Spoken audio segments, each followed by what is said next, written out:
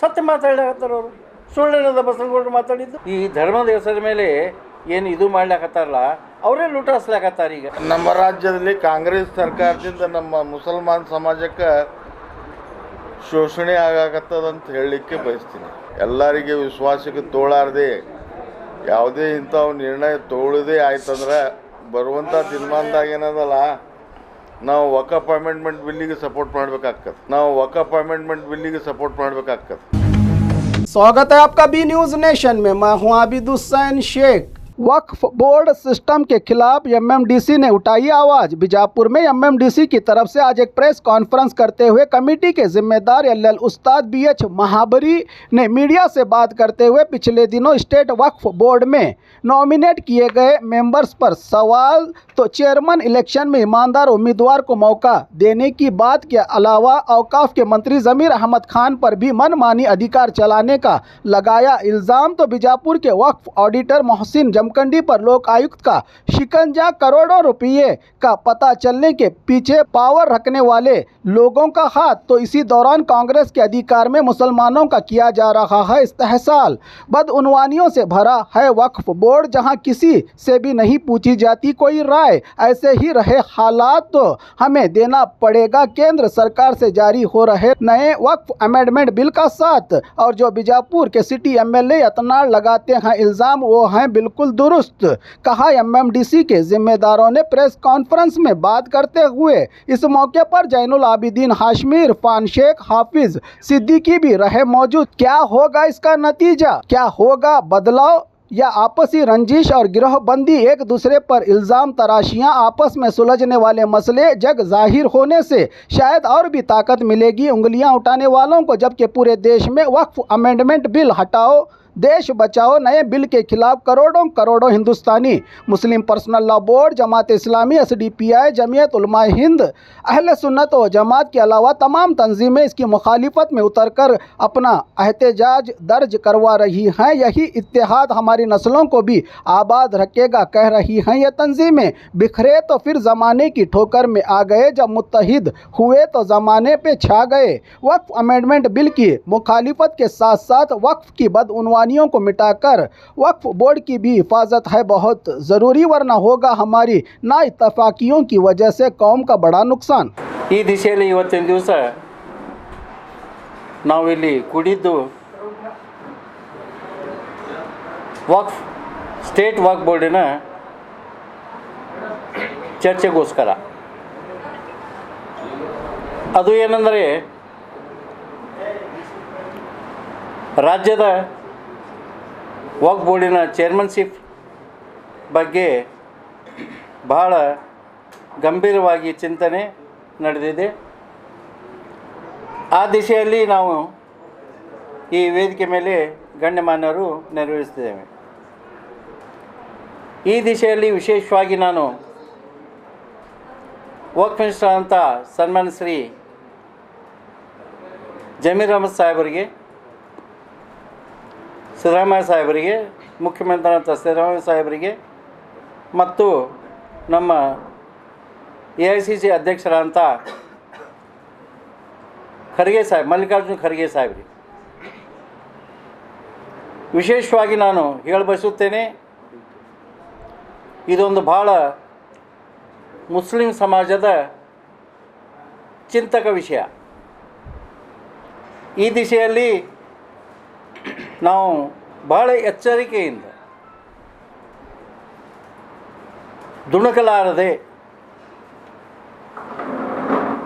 ಎಲ್ಲರೂ ಶಾಸಕರು, MP ಗಳು ಮತ್ತು ಗಣ್ಯಮಾನ್ಯರಿಗೆ ತಗೊಂಡು ಚರ್ಚಿಸಿ ನಿರ್ಣಯ ತಗೋಬೇಕು. ಯಾಕಂದರೆ ಮೊನ್ನೆ ತಾನೇ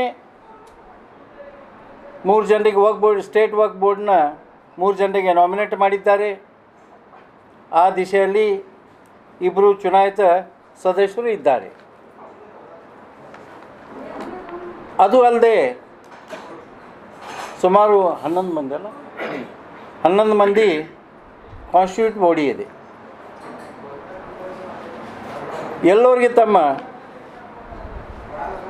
ಚರ್ಚಿಸಿ ವಿಶೇಷವಾಗಿ ಎಲ್ಲರಿಗೆ ತಿಳಿಸಿ ಹೇಳಿಸಿ ನಾವು ನಿರ್ಣಯ ತಗೋಬೇಕಾಗ್ತದೆ.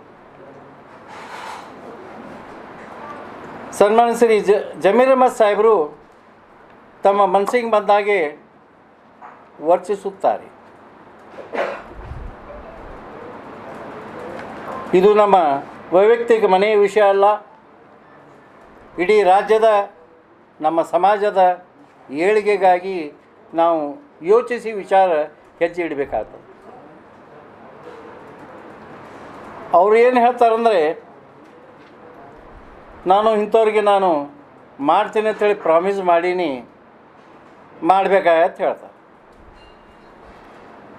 ಆದರೆ ಡೆಮೋಕ್ರಸಿನಲ್ಲಿ ಆ ಥರದ ನಡೆಯಲ್ಲ. ಯಾಕಂದರೆ ಬಹಳಷ್ಟು ಶಾಸಕರು ಇದ್ದಾರೆ, ಮೈನಾರಿಟಿ ಸಮಾಜದವರು, ಎಂ ಪಿಗಳು ಇದ್ದಾರೆ, ಗಣ್ಯಮಾನ್ಯರು ಇದ್ದಾರೆ, ಮತ್ತು ಬೋರ್ಡ್ ಮೆಂಬರ್ಸು ಸದಸ್ಯರು ಇದ್ದಾರೆ. ಆ ದಿಶೆಯಲ್ಲಿ ಎಲ್ಲರಿಗೆ ತಮ್ಮ ವಿಶ್ವಾಸದಲ್ಲಿ ತೆಗೆದುಕೊಂಡು ಯಾರು ಮಾಡಿದರೆ ಒಳ್ಳೆಯದಾಗುವುದು.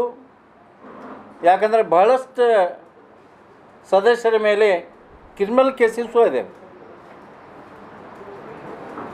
ಅದು ವಿಚಾರ ಮಾಡಲಾರ್ದೆ ತಾವೇನು ನಿರ್ಣಯ ತಗೋತೀರಿ, ಇದನ್ನು ತಪ್ಪು. ಮುಂದಿನ ದಿಶೆಯಲ್ಲಿ ಈ ಥರದ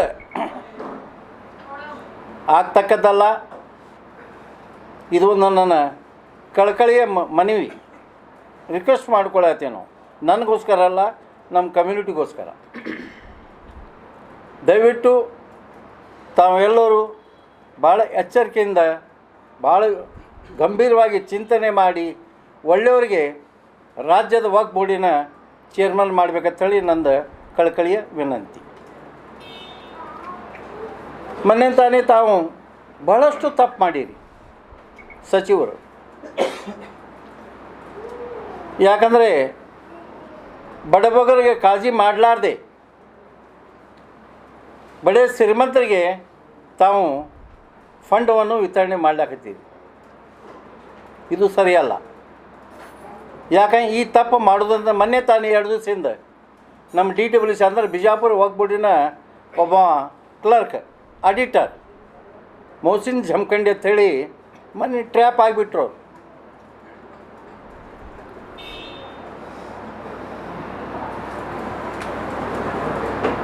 ಯಾಕಂದರೆ ಈ ಮೊಹಸಿನ್ ಜಮಖಂಡಿ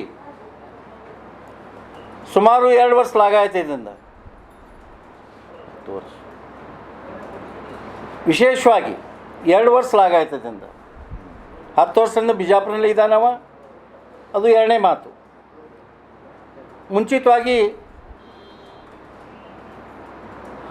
ಸನ್ಮಾನ್ ಶ್ರೀ ದಿವಂಗತ ML ಉಸ್ತಾದ್ ಸಾಹೇಬರು ವಕ್ಫ್ ಮಿನಿಸ್ಟರ್ ಇದ್ದರು. ಅವಾಗೇ ಇವರು ಈ ವಕ್ಫ್ ಬೋರ್ಡ್ನಲ್ಲಿ ಸೇರಿದ್ದಾರೆ. ಆದರೆ ಈ 2 ವರ್ಷದಲ್ಲಿ ಮೊಹಸಿನ್ ಜಮಖಂಡಿಯವರು ಇಡೀ ಜಿಲ್ಲೆಯಲ್ಲಿ ಚರ್ಚೆಯಲ್ಲಿದ್ದರು. ಒಂದು ಯಾವ ಜಮಾತ್ ಹೊಡಿಯೋದು, ಜಮಾತುಗಳನ್ನ ರಿಜಿಸ್ಟ್ರೇಷನ್ ಮಾಡಲಿಕ್ಕೆ ವಿಳಂಬ ಮಾಡೋದು, ಇದು ಭಾಳಷ್ಟು ಉದಾಹರಣೆಗಳು ಅದಾವೆ, ಒಂದಲ್ಲ ಸಾವಿರಾರು ಗಟ್ಟಲೆ. ತದನಂತರ ಅವರು ಲಕ್ಷಾನುಗಟ್ಟಲೆ ಡಿಮಾಂಡು ಮಾಡ್ತಿದ್ರು. ಬಹಳ ಸಲ ನಾನು ವಿಶೇಷವಾಗಿ LL Ustad ex block president Bijapur city ಸುಮಾರು 40 ವರ್ಷ ಲಾಗಾಯತದಿಂದ ನಾನು ಒಂದು ಸಾಮಾನ್ಯ ಕಾಂಗ್ರೆಸ್ನ ಕಾರ್ಯಕರ್ತನಾಗಿ, ಸಮಾಜ ಸೇವಕನಾಗಿ ಇಡೀ ಜಿಲ್ಲೆಯಲ್ಲಿ ನಾನು ಕೆಲಸ ಮಾಡ್ತಾ ಬಂದಿದ್ದೇನೆ. ಇದೇ ದಿಶೆಯಲ್ಲಿ ನಾನು ಭಾಳ ಸಲ ಆ ಮೊಹಸಿನ್ ಜಮಖಂಡಿಯವ್ರನ್ನ ಕರೆಸಿ ಹೇಳಿದೆ ನಾನು, ನೋಡಿರಿ ಮೊಹಸಿನ್ ಅವರ, ನೀವು ಈ ಥರ ವರ್ತನೆ ಮಾಡಿದರೆ ನಡೆಯಲ್ಲ, ದಯವಿಟ್ಟು ಸೂಕ್ಷ್ಮ, ಯಾಕಂದ್ರೆ ನೀವು ನೌಕರಿ ಮಾಡ್ತೀರಿ. ಅಂದ ಬಳಿಕ ಯಾರೂ ಕಿವಿ ಮುಚ್ಕೊಂಡು ಕೂತಿಲ್ಲ, ಎಲ್ಲರೂ ಜನರು ನಿಮ್ಮ ಕಣ್ಣ ಮೇಲೆ ಇದೆ, ಎಚ್ಚರಿಕೆಯಿಂದ ತಾವು ನೌಕರಿ ಮಾಡ್ಬೇಕಂತೇಳಿ ಪದೇ ಪದೇ ನಾನು ಹೇಳಿ ಬಯಸ್ತಿದ್ದೆ. ಆದರೂ ಸಹಿತ ಅವು ಕಿವಿಗೊಡದೆ ತಮ್ಮ ಕೆಲಸ ಏನು ಮಾಡಬೇಕಾಗಿತ್ತು ಲುಟಾಯಿಸ್ಲಿಕ್ಕೆ ಚಾಲು ಮಾಡಿದರು. ಅವರೇ ಹೇಳಿದ್ದು ಈ ಮಾತು, ಯಾರು? ಮೊಹಸಿನ್ ಜಮಖಂಡಿ ಅವರು. ಇಲ್ಲ, ನನ್ನ ಹಿಂದೆ ದೊಡ್ಡ ದೊಡ್ಡ ಲೀಡರ್ಸ್ ಅದಾರ, ಮೇಲಾಗಿ ಸಚಿವರಿದ್ದಾರೆ, ನೀವೇನು ನನಗೆ ಹೇಳೋ ಜरूरತ್ತಿಲ್ಲ. ಇದೇ ಮಾತು ಅವನು ನನಗೆ ಹೇಳಿದ್ದು. ಬಹಳಷ್ಟು ಬಿಜಾಪುರ ಶಹರದಲ್ಲಿ, ವಿಶೇಷವಾಗಿ ಬಿಜಾಪುರ ಜಿಲ್ಲೆಯಲ್ಲಿ ಬಹಳಷ್ಟು ನಮ್ಮ ಜಮಾತಿನ ವಕ್ಫ್ ಬೋರ್ಡ್ ಕಮಿಟಿ ಇರ್ತಾವೆ. ಜಮಾತ್ ಕಮಿಟಿ, ಮಸೂತಿ ಆಗಲಿ, ಮಂದಿರ ಆಗಲಿ, ದರ್ಗಾ ಆಗಲಿ, ಇವೆಲ್ಲ ಕಮಿಟಿಗಳು ಇರ್ತಾವೆ. ಅವು ಕಮಿಟಿಗಳು ರಿಜಿಸ್ಟ್ರೇಷನ್ ಮಾಡಲಿಕ್ಕೆ, ರಿನ್ಯೂವಲ್ ಮಾಡಲಿಕ್ಕೆ ಬಹಳಷ್ಟು ಅವ ಭಾಳ ತೊಂದರೆ ಕೊಟ್ಟ. ಆ ತೊಂದರೆ ಪರಿಣಾಮ ಮೊನ್ನೆ ತಾನೇ ಲೋಕಾಯುಕ್ತರಿಗೆ ಭಾಳಷ್ಟು ದೂರುಗಳು ಹೋಗಿರ್ಬೋದು, ನನಗೆ ಗೊತ್ತಿಲ್ಲದು. ಆದರೆ ಒಂದು ವಿಷಯ, ಈಗ ಮೊನ್ನೆ ಲೋಕಾಯುಕ್ತದವರು ಅವೆಲ್ಲ ಕಂಪ್ಲೇಂಟ್ಸ್ ನೋಡ್ಕೊಂಡು ಮೊನ್ನೆ ಅವ್ರು ದಾಳಿ ಮಾಡಿದರು. ಕೋಟ್ಯಾನುಗಟ್ಟಲೆ ಅವನ ಹತ್ರ ದುಡ್ಡು ಸಿಕ್ತು, ಕೋಟ್ಯಾನುಗಟ್ಟಲೆ. ಅವನ ಮನೆಯಲ್ಲಿ ಡೈರಿ ಸಿಕ್ತು, ಬಂಗಾರ ಸಿಕ್ತು, ದುಡ್ಡು ಸಿಕ್ತು. ಯಾಕಂದರೆ ಸಲ ಸುಮಾರು 6 ತಿಂಗಳಿಂದ ಅವರು ಟ್ರಾನ್ಸ್ಫರ್ ಇಲ್ಲಿದ್ದಾಗಿತ್ತು. ನಮ್ಮವರೇ ಗಣ್ಯರು ಬಿಜಾಪುರ ಶಹರದವರು ಅದನ್ನು ಕ್ಯಾನ್ಸಲ್ ಮಾಡ್ಕೊಂಡು ಬಂದರು. ಅವಾಗೇ ನಾನು ಒಂದು ಬುದ್ಧಿ ಮಾತು ಹೇಳಿದ್ದೆ, ನೋಡು ಮೊಹಸಿನ್, ನೀ ಬಂದು ಸರಿ ಆಯಿತು, ಬಟ್ ಮುಂದೆ ನೋಡಿ ಹೆಜ್ಜೆ ಇಡು. ಅದಕ್ಕವ ಕೀ ಹೊಡಲಿಲ್ಲ. ಆದರೆ ಫಲ ಇವತ್ತಿನ ದಿವಸ ಹೋಗಿ ಜೈಲಿನಾಗ ಕೂತಾನ ವ್ಯಕ್ತಿ. ಅದೇ ರೀತಿಯಾಗಿ ಬಹಳಷ್ಟು ನಾಮಿನೇಟ್ ಅಂತ ಸದಸ್ಯರು, ಅವ್ರ ಮೇಲೆ ಕ್ರಿಮಿನಲ್ ಕೇಸಸ್ ಅದಾವೆ. ಆದರೂ ಸಹಿತ ಸಚಿವರು ಅಂಥವ್ರಿಗೆ ಇವತ್ತು ಸ್ಟೇಟ್ ವಕ್ಫ್ ಬೋರ್ಡಿನ ಮೆಂಬರ್ಸ್ ಮಾಡಿದ್ದಾರೆ. ಸಚಿವರು ಬಡವರ ಬಗ್ಗೆ ಕಾಳಜಿ ವಹಿಸದೆ, ಅವ್ರ ಬಗ್ಗೆ ಚಿಂತನೆ ಇಲ್ಲ. ಬಡಬಗ್ಗರ ಬಗ್ಗೆ ಚಿಂತನೆಯನ್ನು ವಿಚಾರ ಮಾಡ್ಕೊಂಡು ನಾವು ರಾಜಕೀಯ ಮಾಡಬೇಕು, ಹೊರತಾಗಿ ನಮ್ಮ ಮನಸ್ಸಿಗೆ ಬಂದಂತೆ ವರ್ತನೆ ನಾವು ಮಾಡಬಾರ್ದು. ಈ ದಿಶೆಯಲ್ಲಿ ನಾನು ಈ ವೇದಿಕೆ ಮುಖಾಂತರ ನಾನು ಸಚಿವರಲ್ಲಿ, ಮಾನ್ಯ ಸಿದ್ದರಾಮಯ್ಯ ಸಾಹೇಬರಲ್ಲಿ ಮತ್ತು AICCನ ಅಧ್ಯಕ್ಷರಂಥ ಮಲ್ಚಿಕೊಂಡ ಸಾಹೇಬ್ ಖರ್ಗೆ ಸಾಹೇಬರಾಗಲಿ, ಇನ್ನುಳಿದ ಗಣ್ಯಮಾನ್ಯರು, ಶಾಸಕರಾಗಲಿ ಕಳಕಳಿಯನ್ನು ನಾನು ಕೇಳಿಕೊಳ್ಳುತ್ತೇನೆ. ದಯವಿಟ್ಟು ಮುಂದಿನ ದಿನಮಾನದಲ್ಲಿ ಬಹಳ ಎಚ್ಚರಿಕೆಯಿಂದ ಸಂವಿಧಾನ ಚೌಕಟ್ಟಿನಲ್ಲಿ ತಾವು ರಾಜ್ಯದ ವಕ್ಫ್ ಬೋರ್ಡಿನ ಚೇರ್ಮನ್ ಮಾಡಬೇಕಂತ ಹೇಳಿ ನಂದು ಕಳಕಳಿಯ ವಿನಂತಿ.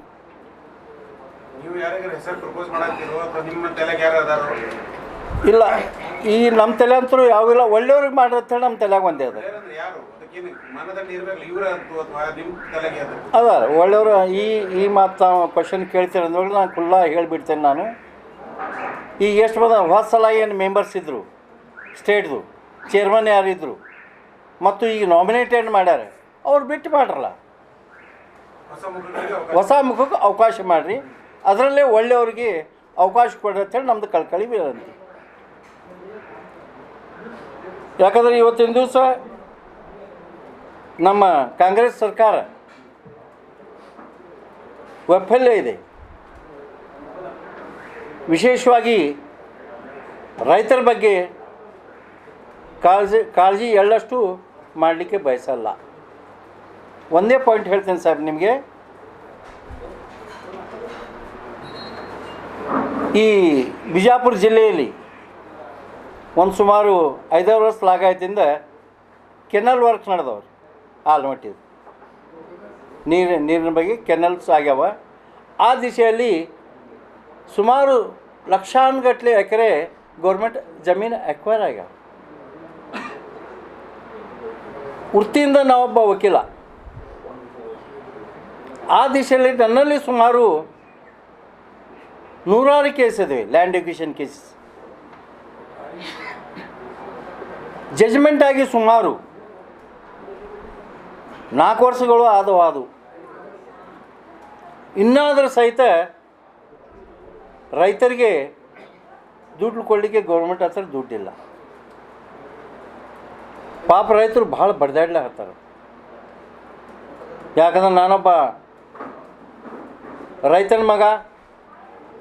ಆ ದಿಶೆಯಲ್ಲಿ ಈ ವಿಷಯ ಸಹಿತ ನಾನು ತಮ್ಮ ಎದುರಿಗೆ ಹೇಳಬಯಸುತ್ತೇನೆ. ಯಾಕಂದ್ರೆ ನಮ್ಮ ಘನ ಸರ್ಕಾರ ಕಾಂಗ್ರೆಸ್ ಸರ್ಕಾರ, ನಾನು ಒಬ್ಬ ಕಾಂಗ್ರೆಸ್ನ ಕಾರ್ಯಕರ್ತನೆ ನಾನು, ಇಲ್ಲ ತನ್ನಂಗಿಲ್ಲ. ಆದರೆ ಕಾಂಗ್ರೆಸ್ ಏನು ಮಾಡಿದ್ರು ನಾವು ಸಹನೆ ಮಾಡೋಂಗಿಲ್ಲ, ನಾವು ಮಾಡಲಿಕ್ಕೆ ಶಕ್ಯ ಇಲ್ಲ.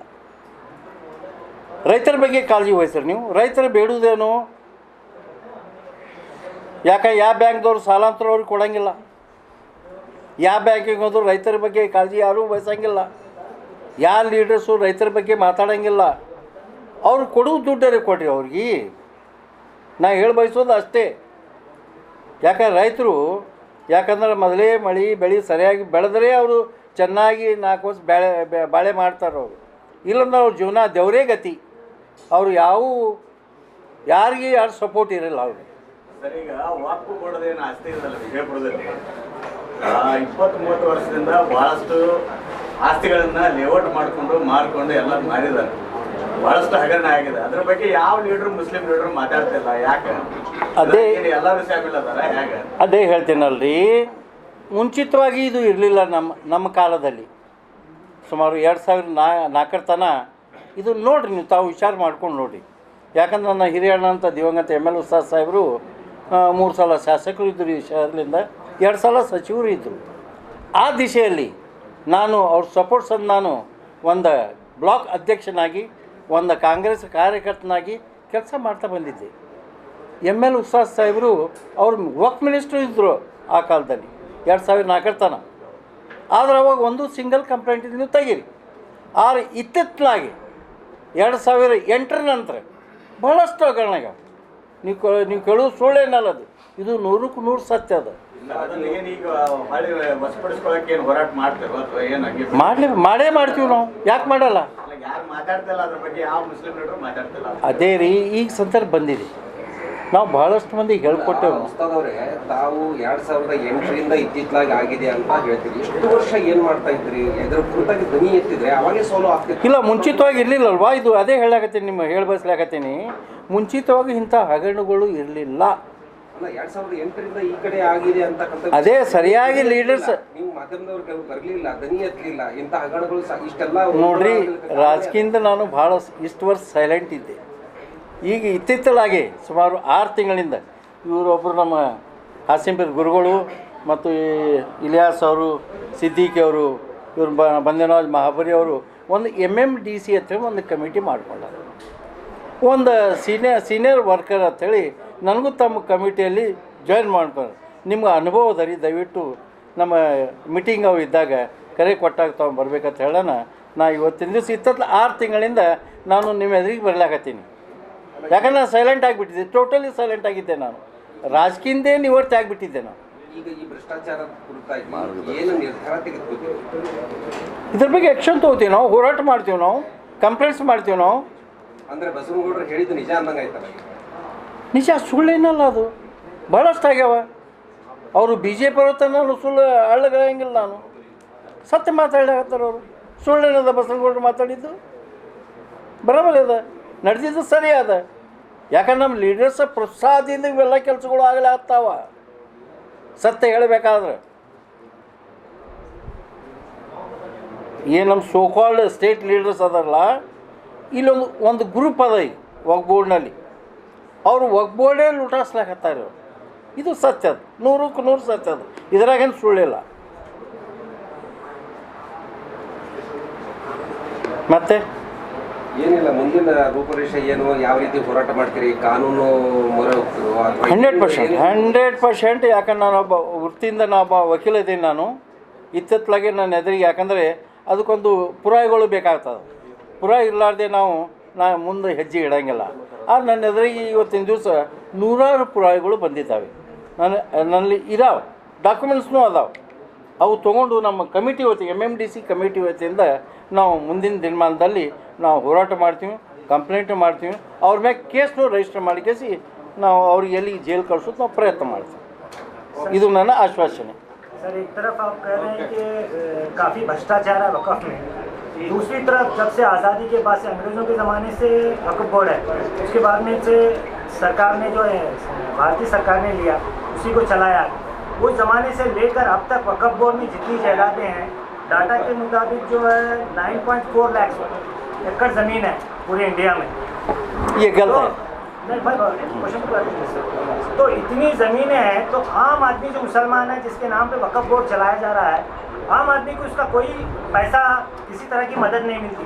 वहीं पर जो सज्जाद नशीन और कमेटी वाले हैं उन लोगों को जो है ये सारी चीज़ें अफोर्ड होती हैं, उनके पास बंगले हैं, बड़े बड़े चीज़ें हैं, लग्जरी लाइफ है, जिसके नाम पर वक्फ बोर्ड चल रहा है उन्हीं को आज तक 1 रुपये का पैसे का कोई इमदाद नहीं। ऐसा क्यों? मैं वही तो पहले बोल चुका हूँ ना, पहले बोल चुका हूँ। अने गरीबों को इसी का कोई फ़ायदा नहीं है, बिल्कुल नहीं। हमारे ज़माने बंदे नवाज महापरी साहब को पूछो, गरीबों के बारे में हम फिक्र करते थे। गरीबों को लोन देना, छोटे मोटे व्यापारी करने वाले को 25-50 रिक्शा दिला देना, इस तरह हम काम करें। ये प्रॉपर्टी के बारे में कभी हम सोचते थे नहीं। अपने हद तक प्रॉपर्टी अपने हद तक जहाँ थी वहाँ थी, मगर इधर से थोड़े लुटरे जो लैंड माफिया बोलते ना, ಈಗ ಉದಾಹರಣೆಗೆ ಯಾರಾದರೂ ಒಂದು ಹೆಸರು ಹೇಳಿ ಇಂಥವ್ರು ಇದ್ದಾರೆ, ಇಂಥವ್ರು ಹಿಂಗೆ ಡೈರೆಕ್ಷನ್ ಕೊಟ್ಟಲ್ಲೇ ಮಾಡಿರ್ಬೇಕಲ್ಲ ಅಧಿಕಾರಿಗಳು. ಅದೇ ಹೇಳ್ತೀನಲ್ರಿ, ಸೋಕಾಲ್ಡ್ ಲೀಡರ್ಸ್. ಯಾರು ಅವ್ರ ಲೀಡರ್ಸ್ ಯಾರು? ನೋಡ್ರಿ, ಈ ಸಂದರ್ಭದಲ್ಲಿ ನಾನು ಹೇಳಿ ಬಯಸಂಗಿಲ್ಲ, ಯಾಕಂದ್ರೆ ಮುಂದಿನ ದಿನಮಾನದಲ್ಲಿ ನಾವು ಕಂಪ್ಲೇಂಟ್ಸ್ ಮಾಡ್ತೀವಿ ಅವ್ರ ಮ್ಯಾಗೆ. ಯಾಕಂದ್ರೆ ಪೂರಾ ಈಗ ನಿಮ್ಮ ಹತ್ರ ನಾ ಡಾಕ್ಯುಮೆಂಟ್ಸ್ ಏನು ತಂದಿಲ್ಲ, ಡಾಕ್ಯುಮೆಂಟ್ ಇರಲಾರ್ದೆ ನಾನು ಮಾತಾಡಲಿಕ್ಕೆ ಬಯಸಂಗಿಲ್ಲ. ಆದರೆ ಇದು 100ಕ್ಕೆ 100 ಸತ್ಯ ಅದು. ನಿಮ್ಮ ಎದುರಿಗೆ ತರ್ತೀನಿ. ರಾಜಕಾರಣಿಗಳಿದ್ದಾರೋ, ಧರ್ಮದ ಹೆಸರಲ್ಲಿ ಗುರುಗಳು ಅಂತಕ್ಕಂಥ ವೇಷ ಹಾಕೊಂಡವ್ರು ಇದ್ದಾರೋ, ಯಾರಿದ್ದಾರೆ? ಎಲ್ಲರೂ ಅದಾರ, ಎಲ್ಲರೂ ಸೇರ್ಯಾರ, ಗುಂಡಾಗಳು ಅದಾರ. ಅವರು ಈ ಧರ್ಮದ ಹೆಸರ ಮೇಲೆ ಏನು ಇದು ಮಾಡ್ಲಾಕತ್ತಾರಲ್ಲ, ಅವರೇ ಲೂಟಾಸ್ಲಾಕತ್ತಾರೆ ಈಗ. ಇದು ಸತ್ಯ ಅದ. ಅಂಥವ್ರು ಮೊನ್ನೆ ತಾನೇ ಬಿಜಾಪುರ್ನಲ್ಲಿ ಒಬ್ಬರಿಗೆ 5.5 ಕೋಟಿ ರೂಪಾಯಿ ಕೊಟ್ರಿ ವಕ್ಫ್ ಬೋರ್ಡ್ಲಿಂದ. ಎಷ್ಟು? 5.5 ಕೋಟಿ. ಮುಂಚಿತವಾಗಿ ಅವ್ರದ್ದು ಒಂದು ಸುಮಾರು 2-2.5 ಕೋಟಿ ಸಾಲಿದೆ, ಒಂದು ಪೈಸೆ ಪೇಮೆಂಟ್ ಆಗಿಲ್ಲ ಸುಮಾರು 15 ವರ್ಷದಿಂದ, ಒಂದು ನೋಟಿಸ್ನೂ ಇಶ್ಯೂ ಆಗಿಲ್ಲ. ಆದರೆ ಇಲ್ಲಿ ಒಳ್ಳೆಯ ಜಮಾತುಗಳು ಅದಾವಲ್ಲ, ಅಲ್ಲಿ ಡಿಸ್ಟರ್ಬ್ ಮಾಡ್ಲಿಕತ್ತಾರ. ಅವ್ರ ರಿನ್ಯೂವಲ್ ಆಗ್ಲಾರ್ದಂಗೆ ಡಿಸ್ಟರ್ಬ್ ಮಾಡೋದು, ತೊಂದರೆ ಕೊಡೋದು, ದುಡ್ಡು ಕೇಳೋದು, ದುಡ್ಡು ಕೊಡ್ಲಿಕ್ಕೆ ನಾವು ನಿಮ್ಮ ರಿನ್ಯೂವಲ್ ಮಾಡೋಂಗಿಲ್ಲ, ಈ ರೀತಿಯ ತೊಂದರೆಗಳು ನಡೆದವ ಈಗಿನ ಕಾಲದಲ್ಲಿ. ಸುಮಾರು 1 ವರ್ಷ ಲಾಗದಿಂದ ಭಾಳ ಜೋರಾಗಿದೆ ರೀ, ಭಾಳ ಜೋಗಿದೆ. ಯಾಕಂದ್ರೆ ನಮ್ಮ ಸಚಿವರು ತಪ್ಪು ಮಾಡ್ದಲ್ಲಿ ಇವತ್ತು central government regarding Waqf board they are very serious. ನಾವು ತಪ್ಪು ಮಾಡಿದ್ದು ತಪ್ಪುಗಳಿಗಾಗಿ ಸೆಂಟ್ರಲ್ದವ್ರು ಸೀರಿಯಸ್ ಆಗ್ಯಾರ. ಬರೀ ನಾವು ಬಿ ಜೆ ಪಿಯವ್ರು ಹಂಗೆ ಹಿಂಗೆ ಒಯ್ಕೊಂಡು ಏನು ಆಗೋದೇನು? ಇವ್ರು ಏನು ಮಾಡ್ತಾರೆ ಸರಿ ಮಾಡ್ಲಾಕತ್ತಾರ ಅವರು. ನಾವು ಸರಿಯಾಗಿದ್ದರೆ ಅವ್ರ್ಯಾಕೆ ಇದು ಮಾಡ್ಲಿಕ್ಕೆ ಹೋಗ್ತಿದ್ರು? ನಾವು ತಪ್ಪು ಮಾಡೋದ್ರಿಂದ ಅವ್ರು ಹೆಜ್ಜೆ ಇಡ್ಲಾಕತ್ತಾರ. ಈಗ ಅಧಿಕಾರಿ ಬಗ್ಗೆ ಹೇಳಿದ್ರೆ, ಅಧಿಕಾರಿ ಅವರು ತಪ್ಪು ಮಾಡಿದ್ರು, ಲೋಕಾಯುಕ್ತ ಕಂಪ್ಲೇಂಟ್ ಆಯಿತು, ಸಸ್ಪೆಂಡ್ ಆದರು ಅಥವಾ ಆಗ್ತದೆ, ಅದು 2 ವಿಚಾರ. ಇದಕ್ಕೆ ಮಿನಿಸ್ಟರ್ ಡೈರೆಕ್ಟ್ ಏನೋ ಲಿಂಕ್ ಅದ ಅಥವಾ ಮುಂದೆ ಇಂಥ ಭ್ರಷ್ಟಾಧಿಕಾರಿಗಳನ್ನ ಮಿನಿಸ್ಟ್ರೇ ಇಟ್ಕೊಂಡಾರ ಅನ್ನುವಂಥ ಆರೋಪ ಅದ. 100ಕ್ಕೆ 100% ಸಪೋರ್ಟ್ ಇದೆ. ಮತ್ತೇನು ಹೇಳಿ ನಿಮ್ಗೆ, 101% ನಾಟ್ 100% ಸಪೋರ್ಟ್ ಅದು. ನಾ ಖುಲ್ಲಾ ಹೇಳ್ತೇನೆ, ನಾ ಯಾರಿಗೆ ಅಂಜಂಗಿಲ್ಲ.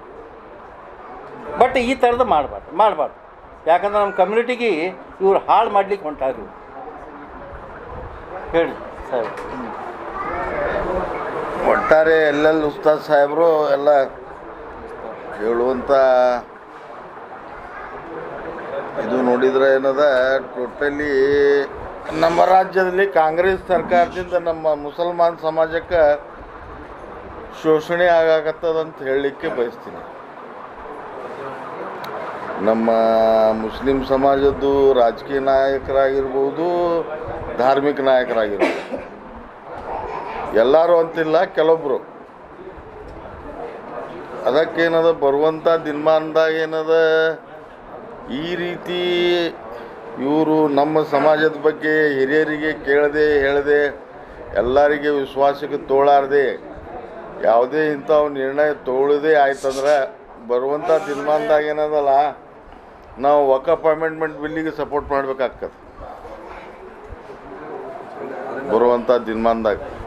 ಯಾಕಂದರೆ ಸಾಕಷ್ಟು ವಕಫ್ ಪ್ರಾಪರ್ಟಿ ಬಿಜಾಪುರದಾಗ ಇರೋದ್ರಿಂದ, ಆಗಾಳೆ ಯಾರೋ ಕೇಳಿದ್ರಲ್ಲ ಪ್ರಶ್ನೆ, ಲೇಔಟ್ಗಳು ಸಾಕಷ್ಟು ನಮ್ಮ ಮಂದಿನೂ ಇಲ್ಲೋಲ್ ಅದಾರ, ಅದ್ರಾಗ ರಿಲಿಜಿಯಸ್ ಲೀಡರ್ಸು ಅದಾರ, ಮತ್ತು ಭೂಮಾಫಿಯಾ ಅಂತೂ ಮೊದಲಿಂದ ಐತೆ. ಅದು ಅವರು ದಂಧಾನೇ ಅದ, ಪ್ರೊಫೆಷ್ನಲ್ ಅದಾರ, ಮಾಡ್ಕೊತಿರ್ತಾರೆ. ಅದರ ಕೂಡ ಏನದಲ್ಲ, ಈಗ ನೋಡ್ರಿ ಕೋಟ್ಯಾನ್ಗಟ್ಲೆ ಗಳಿಸಿ 1000 ಗಟ್ಟಲೆ ದಾನ ಮಾಡಿದರೆ ಎದಕ್ಕೆ ಬರ್ತದೆ? ಕೋಟ್ಯಾನ್ಗಟ್ಲೆ ತೊಗೊಂಡು ಅದೇ ಮಾಡಾಕತ್ತಾರೆ ಈಗ. ನಮ್ಮ ಮಿನಿಸ್ಟ್ರು ಅದೇ ಮಾಡಾಕತ್ತಾರ. ಇಲ್ಲಿ ರಿಲಿಜಿಯಸ್ ಮಂದಿನೂ ಹಾಗೆ ಮಾಡಿ ಕೆಲವೊಂದು ಮಂದಿಗೆ ಬುಟ್ಟಾಗ ಹಾಕೊಂಡಾರ. ಸಾಮಾನ್ಯ ಜನ ಏನು ಬಡವ್ರು ಅದಾರ ಅಲ್ಲಿ ತಮ್ಮ ಜಾಗನ್ಯಾಗ ತಾವೇ ಅದಾರ. ಅವರು ಈಗ 10% ವಕಫ್ ಕಾಂಟ್ರಿಬ್ಯೂಷನ್ ಏನು ತುಂಬ್ತಾರೆ, ಅದರಿಂದ ಬಡವರಿಗೆ ಮನೆ ಅದು ಇದು ದವಾಖಾನೆ ಅದು ಕಟ್ಟಿಕೊಡ್ಬೇಕು ಅಂಥವು ಇಂಥವು ಇದ್ದಿದ್ದು. ನೀವು ಎಲ್ಲೇ ನೋಡಿರೇನು ವಕಫ್ದಿಂದ ಈಗ ಒಂದು ದವಾಖಾನೆ ಕಟ್ಟ್ಯಾರ, ಒಂದು ಯಾವುದರೇ ಒಂದು ಸಾಲಿ ನಡೆಯಾಗತ್ತದ. ಕೆಲವೊಂದು ಶಾದಿ ಮಾಲ್ ಅದಾವ, ಅವೆಲ್ಲ ದುಡ್ಡು ಕೊಟ್ಟು ಮಾಡ್ಕೊಂಬಂದು ಮಾಡ್ಯಾರ ಕೆಲವೊಂದು ಮ್ಯಾನೇಜ್ಮೆಂಟ್ದವರು. ಉಸ್ತಾದವ್ರು ಪಿರಿಯಡ್ದಾಗ ಆಗಿದ್ದು ಏನದ ಏಕ್ ನಂಬರ್ ಆಗ್ಯಾವ ಕೆಲವೊಂದು ಶಾದಿ ಮಾಲ್. ಈಗ ಯಾರು ತರಾಗತ್ತಾರಲ್ಲ ಖಬ್ರಸ್ತಾನ್ 10 ಲಕ್ಷ ರೂಪಾಯಿ, 5 ಲಕ್ಷ ಕಮಿಟಿದವಂಗ, 5 ಲಕ್ಷ ವಕಫ್ಗೆ. ಅದ್ರಾಗ ಮೀಡಿಯೇಟರ್ಸ್ ದಲ್ಲಾಳಿಗಳಿಗೆ ಒಂದಿಷ್ಟು. ಅಲ್ಲಿ ಖಬ್ರಸ್ತಾನ್ದೇನು ಕಂಪೌಂಡು ಇರೋದಿಲ್ಲ, ಏನೂ ಇಲ್ಲ. ಅದು ಯುಟಿಲೈಸೇಷನ್ ಸರ್ಟಿಫಿಕೇಟ್ ಸಹಿ ಮಾಡೋ ಇವನೇ ಮೊನ್ನೆ ಭ್ರಷ್ಟ ಅಧಿಕಾರಿ. ಅವರೇ ಸುಕ್ಕ ಹೊಡೆದು ಅವರೇ ಸಹಿ ಹೊಡೆಯೋದು. ಅದಕ್ಕೇನದ ಕಾಂಗ್ರೆಸ್ ಸರ್ಕಾರ ಏನದ ನಮ್ಮ ಓಟ್ ತೊಗೊಂಡು ನಮ್ಮ ಸಮಾಜದ್ದು ಶೋಷಣೆ ಮಾಡಾಕತ್ತದ ಅಂಥೇಳಿ ಹೇಳಲಿಕ್ಕೆ ಬಯಸ್ತೀನಿ ನಾ. ಯಾಕೆ ಹಿರಿಯ ರಾಜ್ಯ ಮಟ್ಟದ ನಾಯಕರು ಇದ್ರ ಬಗ್ಗೆ ಗಂಭೀರವಾಗಿ ವಿಚಾರ ಮಾಡಬೇಕು. ಯಾಕಂದ್ರೆ ಮುಸ್ಲಿಂ ಸಮಾಜ ನೋಡಿ ನೋಡಿ ನೋಡಿ ಯಾವುದೇ ಒಂದು ನಿರ್ಧಾರಕ್ಕೆ ಬರಬೇಕಾಗ್ತದೆ. ಯಾಕಂದ್ರೆ ಸುಮ್ಮನೆ ನಾವು ನಿಮಗೆ ಓಟ್ ಹಾಕೋದು, ನಮಗೆ ಇವ್ರು ಟಾರ್ಗೆಟ್ ಮಾಡಿ ಈಗೇನು ಪರಿಸ್ಥಿತಿ ಬಂದದ್ದು ನಮ್ಮ ಮುಸಲ್ಮಾನ್ ಸಮಾಜದ್ದು, ನಮಗೆ ಬದುಕಾಗಿ ಬಿಡ್ರಪ್ಪ ಅಂತ ಹೇಳುವಂಥ ಪರಿಸ್ಥಿತಿ ಬಂದದ್ದು. ನಮಗೆ ಏನೂ ಮಾಡಲಾರ್ದೆ ಅನಿಸ್ಕೋಬೇಕಲ್ಲ. ಮಾಡೋರು ಒಂದು 4 ಮಂದಿ ಅವ್ರು ಕೂಡ ಅಡ್ಜಸ್ಟ್ಮೆಂಟ್ ಅದ. ಇವೆಲ್ಲ ಮ್ಯಾಚ್ ಫಿಕ್ಸಿಂಗ್ ಅದಾವ. ಇವು 2 ಫುಟ್ ದಾಡಿ ಇರಲಿ 3 ಫುಟ್ ದಾಡಿ ಇರಲಿ ಮಂದಿಗೆ ಗೊತ್ತಿಲ್ಲ. ಎಲ್ಲ ಮ್ಯಾಚ್ ಫಿಕ್ಸಿಂಗ್ ಅದಾವ. ಇಲ್ಲಿ ಹಿಂದೂ ಸಮಾಜದ ಶೋಷಣೆ ಅವ್ರು ಮಾಡಾಕತ್ತಾರ, ಮುಸಲ್ಮಾನ್ ಸಮಾಜದ ಶೋಷಣೆ ಇವ್ರು ಮಾಡತ್ತಾರ. ನಡು ಸುಮ್ಮನೆ ನಾವೇನದ ಬಡ್ದಾಡಾಕತ್ತೀವಿ. ಎಲ್ಲ ಹೈ ಲೆವೆಲ್ದಾಗ ಎಲ್ಲ ಮ್ಯಾಚ್ ಫಿಕ್ಸಿಂಗ್ ಅದ. ಈಗೇನದ ಒಂದು ಮೊನ್ನೆ ನೋಡಿದ್ರಲ್ಲ, ಅದು ಎಲ್ಲ ಬೇಡ. ಮತ್ತೆ ಡಿಫಾರ್ಮೇಷನ್ ಕೇಸ್ ನಮಗೂ 62 ನಡೆದಾವ. ನೀವು ಆಫೀಸ್ ಹೇಳಿದ್ರೆ ಕೇಳೋದಿಲ್ಲ. ಒಂದು 4 ಲಗಣ ಸತ್ತಲ್ಲಿ ಹೋಗ್ತೀವಿ, ಅದು ಬಂದ್ ಮಾಡ್ತಾವೆ. ಅವು ಡಿಫಾರ್ಮೇಷನ್ ಕೇಸ್ ಅವು ಇವು ಎಲ್ಲ ಈಗ ಆಗೋದಿಲ್ಲ ರೀ. ಎಲ್ಲ ಏನದದು ಮೊನ್ನೆ ಸಿಂಧಿಯಲ್ಲಿ ಚಲೋ ಕ್ವಶನ್ ಮಾಡಿದ್ದೀರಿ ನೀವು. ಯಾಕಂದ್ರೆ ತಾಜಾ ಅದ ಇದು ಖಬರ್. ಇದು ಅದು ಮೊನ್ನೆ ತಾನೇ ಅದು ಅಂಜುಮನ್ ಇಸ್ಲಾಂ ಕಮಿಟಿದು ಒಂದು 5 ಎಕರೆ ಭೂಮಿ ಅದ, ಶಂಶಾನ್ ಭೂಮಿ ರೀ. ಅದು ಆಲ್ಮೋಸ್ಟ್ ಆಲ್ ರಿಕಾರ್ಡ್ ಅದಾವೆ. ಶಂಶಾನ್ ಭೂಮಿ ಅಂತೇಳಿ ರೆವೆನ್ಯೂ ರಿಕಾರ್ಡ್ಸು ಅದಾವೆ, ರಿಜಿಸ್ಟರ್ಡ್ ಅದಾವೆ, ಎವ್ರಿಥಿಂಗ್ ಲೀಗಲೈಸ್ ಅದ. ಮೊನ್ನೆ ತಾನೇ ಅಲ್ಲಿ ಲೋಕಲಿಟಿ ಒಂದು 3-4 ಹುಡುಗರು ಸೇರಿ ಅವ್ರೇನು ಮಾಡಿದಿರೋದು, ಅದಕ್ಕೆ ಲೇಔಟ ಮಾಡಿಬಿಟ್ರಿ ಅವರು ಶಾಪಿಂಗ್ ಕಾಂಪ್ಲೆಕ್ಸ್ ಕಟ್ಟಲಿಕ್ಕೆ. ತದನಂತರ ಒಂದು ತುಸು ಅವರು ಅಪೋಸಿಟ್ ಗ್ರೂಪ ಇದಕ್ಕೆ ಹೋರಾಟ ಮಾಡಲಿಕ್ಕೆ ಅವರು ಸ್ಟ್ರೈಕ್ನಲ್ಲಿ ಇಳಿದ್ರು. ಅವರು ಕಂಪ್ಲೇಂಟು ಮಾಡಿದರು ಅವ್ರ ಮ್ಯಾಗ. ಪೊಲೀಸ್ ಸ್ಟೇಷನ, SP ಗೆ, DC ಗೆ ಎಲ್ಲ ಕಡೆ ಕಂಪ್ಲೇಂಟ್ ಮಾಡಿದ್ದಾರೆ. ತದನಂತರ ನನ್ನ ಎದುರಿಗೆ ಇವತ್ತು ಅವ್ರು ಫೋನ್ ಮಾಡಿದರು ಸಿನಿಯಿಂದ, ಸಾಹೇಬ್ರೆ ಹಿಂಗಿಂಗದ ತಾವು ಸ್ವಲ್ಪ ಇದ್ರಿಗೆ ಸಪೋರ್ಟ್ ಮಾಡಬೇಕಲ್ಲ. ಆವಾಗ ನನ್ನ ಎದುರಿಗೆ ಬಂದಾಗ ನಾನು ಹೇಳಿದೆ, ಫಸ್ಟ್ ನನ್ನ ರಿಕಾರ್ಡ್ಸ್ ಕಳಿಸ್ರಿ. ಯಾಕೆ ನೀವು ಹೇಳಿದ್ರೆ ನಾನು ಕೇಳಂಗಿಲ್ಲ, ನಾನೊಬ್ಬ ವಕೀಲ ಅದೇನು, ನನಗೆ ಮಾಹಿತಿ ಬೇಕಲ್ವ. ಅದು ಏನದ ರಿಕಾರ್ಡ್ಸ್ ನೀವು ನನ್ನ ಮೊಬೈಲ್ ವಾಟ್ಸಪ್ನಾಗ ಕಳಿಸ್ರಿ. ಅವ್ರು ತಕ್ಷಣ 10 ನಿಮಿಷನಾಗ ಕಳಿಸಿದ್ರಿ, ಎಲ್ಲ ರಿಕಾರ್ಡ್ ಕಳಿಸಿದ್ರು. ಎವ್ರಿಥಿಂಗ್ ಪರ್ಫೆಕ್ಟ್ಲಿ ಲೀಗಲೈಸ್ ಇತ್ತು. ಆವಾಗ 3-4 ಮಂದಿ ಹುಡುಗರು ಇದು ಲೇಔಟ್ ಮಾಡಲಿಕ್ಕೆ ಅಲ್ಲಿ ಸುಮಾರು ವ್ಯಾಪಾರಸ್ಥರ ಕಡೆಯಿಂದ 3,80,00,000 ರೂಪಾಯಿ ಕಲೆಕ್ಷನ್ ಮಾಡ್ಯಾರ ಅಂತೇಳಿ ನನಗೆ ತಿಳಿದು ಬಂತು. ಎಷ್ಟು? 3,80,00,000. ನಿಮ್ಮ ಅಂಗಡಿ ಕೊಡ್ತೀವಿ, ನೀವು 5 ಲಕ್ಷ ಕೊಡಿರಿ, ನೀವು 2 ಲಕ್ಷ ಕೊಡಿರಿ, ನೀವು 10 ಲಕ್ಷ ಕೊಡಿರಿ. ಹಿಂಗೆ ನೂರಾರು ವ್ಯಾಪಾರಸ್ಥರಿಂದ ಅವರು 3,80,00,000 ಕಲೆಕ್ಷನ್ ಮಾಡ್ಯಾರ ಅಂತೇಳಿ ನನ್ನ ಎದುರಿಗೆ ಬರ್ತದೆ. ನಾನು ಹೇಳಿದೆ, ನೀವು ಫಸ್ಟ್ ಕಂಪ್ಲೇಂಟ್ ಮಾಡಿರಿ. ಇವು ಡಾಕ್ಯುಮೆಂಟ್ಸ್ ನೋಡಿದಾಗ ಪರ್ಫೆಕ್ಟ್ ಅನ್ನಿಸ್ತು. ಆ್ಯಸ್ ಆನ್ ಅಡ್ವೊಕೇಟ್ ನಾ ಅವ್ರಿಗೆ ಅಡ್ವೈಸ್ ಮಾಡಿದೆ, ಫಸ್ಟ್ ನೀವು ಕಂಪ್ಲೇಂಟ್ ಮಾಡಿರಿ, ಪೊಲೀಸ್ ಸ್ಟೇಷನ್ ಕಂಪ್ಲೇಂಟ್ ಮಾಡಿರಿ. ಯಾರ್ಯಾರು ಕೆತ್ತೆಬಾಜಿ ಮಾಡ್ಲಾಗತ್ತಾರಲ್ಲ ಅವ್ರ ಮ್ಯಾಗ ಕಂಪ್ಲೇಂಟ್ ಮಾಡಿರಿ. ಮತ್ತು ಇದರಿಂದ ಯಾರ ಮೇಲೆ ಅಧಿಕಾರಿ ಅದಾರಲ್ಲ, ಅದ್ರಾಗ ಮೇನ್ ಇದಕ್ಕೆ ಲೀಡರ್ ಅಂದ್ರೆ ಮೋಶಿನಿ. ಮೊನ್ನೆ ಲೋಕಾಯುಕ್ತನಾಗ ಟ್ರ್ಯಾಪ್ ಏನಾದ್ನಲ್ರಿ, ಇವ್ರಿಗೆ ಸಪೋರ್ಟ್ ಮಾಡಿದವರು ಗಣ್ಯಮಾನ್ಯರು, ಸಚಿವರು ಎಲ್ಲರೂ ಸೇರಿಸ್ಕೊಂಡು ಆ ಹುಡುಗರಿಗೆ ತಯಾರು ಮಾಡಿದ್ದಾರೆ. ಸುಮಾರು ಈ ಮೋಸಿನ ಆ ಸಿಂಧಿಗೆ 1 ತಿಂಗಳಿಂದ ತಿರುಗಾಡಿದನು ರೀ. ನಮ್ಗೆ ಗುರ್ತಾಗಲಿಲ್ಲ ಅದು. ದಿನನಿತ್ಯ ಸಿಂಧಿ ಹೋಗೋದು ಮಾಡೋದು, ಪ್ಲ್ಯಾನಿಂಗ್ ಮಾಡೋದು, ಆ ಹುಡುಗರು ತಯಾರು ಮಾಡೋದು, ದುಡ್ಡು ಕಲೆಕ್ಷನ್ ಮಾಡ್ಕೊಳ್ಳೋದು, ಬರೋದು. ಯಾಕಂದ್ರೆ ಮೊನ್ನೆ ಡೈರಿನೂ ಒಂದು ಸಿಕ್ಕಾತ ಕೇಳಿವಿ. ಆ ಡೈರಿಗಳು ಯಾರ್ಯಾರು ಎಷ್ಟು ಕೊಟ್ಟ ಬರ್ದಾನ ಹತ್ರ ಅದು ಇನ್ನೂ ಅದು ಹೊರಗಡೆ ಬಂದಿಲ್ಲ. ಇಲ್ಲ ಏಟೋ ಆಗಲ್ಯಾಕ, ಯಾಕಂದ್ರೆ ನಾವು ನಂಬಲ್ಲಿ ರೆಕಾರ್ಡ್ ಇಲ್ಲಲ್ಲ, ಡೈರಿ ಸಿಕ್ಕಾತ್ ನಾವು ಅಷ್ಟೇ ಕೇಳೀವಿ. ಒಟ್ಟಾರೆ ಈಗ ಈ 10-15 ವರ್ಷದಾಗ ಬಿಜಾಪುರದಾಗ ವಕಫ್ದಿಂದ ಎಷ್ಟು ಲೋನ್ ಬತ್ತು, ಎಷ್ಟು ಬಳಕೆ ಆಯಿತು, ಅಲ್ಲಿ ಪ್ರಾಕ್ಟಿಕಲಿ ಬಳಕೆ ಆಗೋದು ಇಲ್ಲ, ಪ್ಲಸ್ ರಿಕವರಿ ಎಷ್ಟಾಯಿತು, ಅದು ಲೋಕಾಯುಕ್ತ ತನಿಖೆ ಆಗಿರ್ಬೋದು, ಅದು ಮತ್ತೊಂದು CBI ತನಿಖೆ ಆಗಿರ್ಬೋದು, ಯಾವುದೇ ಒಂದು ತನಿಖೆ ಆಗಬೇಕು. ಇದು ಹೊರಗೆ ಬರಬೇಕು. ಯಾಕಂದ್ರೆ ಭಾಳ ಆಯ್ತು ಇದು, ಅತಿ ತಲೆ ಮ್ಯಾಗಿಂದ ಹೋಯ್ತು ಈಗ. ಯಾಕಂದ್ರೆ ಒಬ್ಬೊಬ್ಬರ ಮನೆಯಾಗೆ 100 ಕೋಟಿ ರೂಪಾಯಿ ಬಳಕೆ ಆಗಿ ಸಾಮಾನ್ಯ ಜನರಿಗೆ ಮುಟ್ಟಬೇಕಾಗತಕ್ಕಂಥ ಹಣ ಅವ್ರ ಮನೆಯಾಗೆ ಅದ. ಬರೀ ಖರ್ಚಾಗತ್ತದ. ಪ್ರಾಕ್ಟಿಕಲಿ ಡೆವಲಪ್ಮೆಂಟು ಇಲ್ಲ, ಸ್ಮಶಾನಗಳಿಗೆ ಕಂಪೌಂಡು ಇಲ್ಲ, ಮಸೀದಿಗಳು ರಿಪೇರಿ ಇಲ್ಲ, ನಮಗೆ ಸತ್ರ ಹುಗ್ಯಾಗ ಜಾಗಿಲ್ಲ, ದುಡ್ಡಂತೂ ಇವ್ರು ಮಾಡತ್ತಾರ. ಕೆಲವು ಹುಡುಗರಿಗೆ ಲೋನ್ ಸಹಿತ ಇಲ್ಲ, ಸ್ಕಾಲರ್ಶಿಪ್ ಇಲ್ಲ, ಏನು ಕೇಳಬಾರ್ದು. ಅದಕ್ಕೆ ದಯವಿಟ್ಟು ತಾವು ಮೀಡಿಯಾ ಮುಖಾಂತರ ಒಂದು ಸ್ವಲ್ಪ ಇದಕ್ಕೆ ಪ್ರಚಾರ ಕೊಡ್ಬೇಕಂತೇಳಿ विनंती पूर्वक करते। और खबरों के लिए देखते रहिए बी न्यूज़ नेशन।